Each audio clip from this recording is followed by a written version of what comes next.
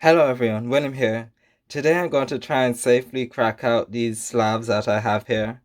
And all of these three are some of my favorite Pokemon. I think, is the first time I'm showcasing the Cloyster card, but I haven't seen too many on the market, which is why it's taken a while.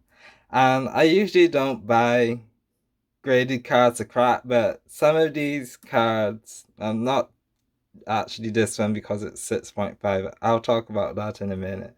Some of these, I usually try and buy the raw versions, but these ones, as you could see, these are from the Heart Gold, so Silver era, and this one's EX era, the early EX. Some of these ones I see, they are not always in the best condition raw, and I figured it's more convenient to simply buy the graded copies and I'll crack them.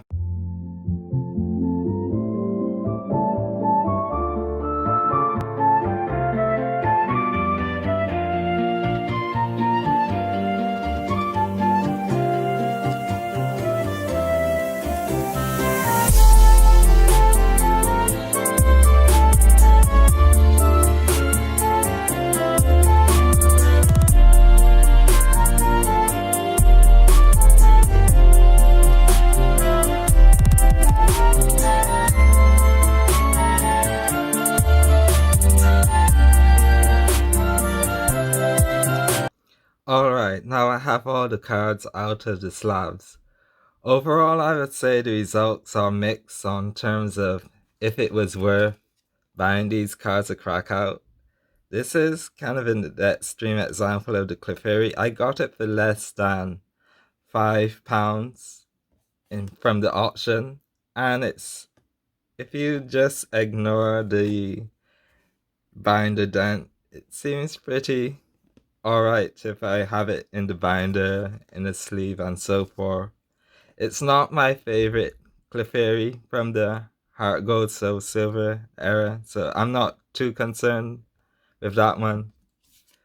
Cloyster is more appropriate for buying a graded card because being over 20 years old now, I don't see too many near mint copies that are just raw. With these ones, I generally find them graded. Altaria was kind of mixed as well.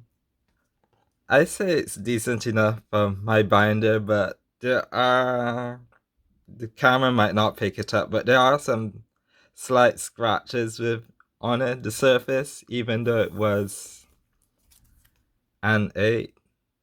So I would say that a car like this I probably could have just picked up near mint if I looked closely enough and waited.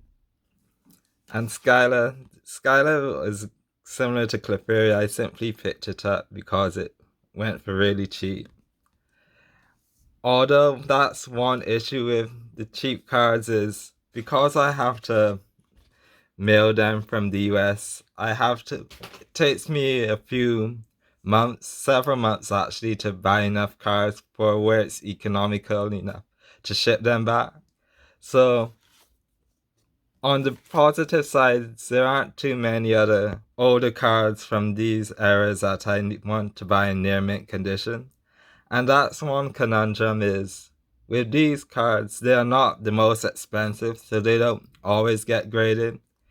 In contrast to this Altaria card I showed earlier, which was an 8, you can find these cards much easier.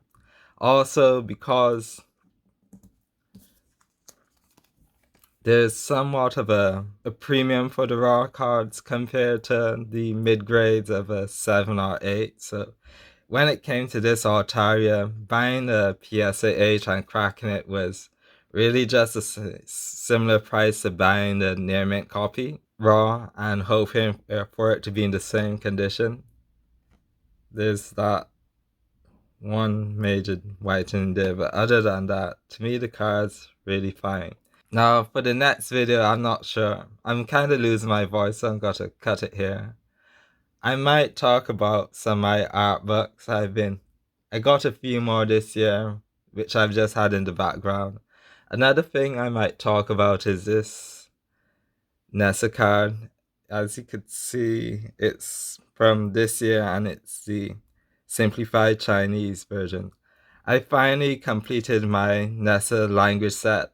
Technically, it's the second time I've completed it because I started it before simplified Chinese came out. That might be my next video. I'll see. So that's all for today, and thanks for watching.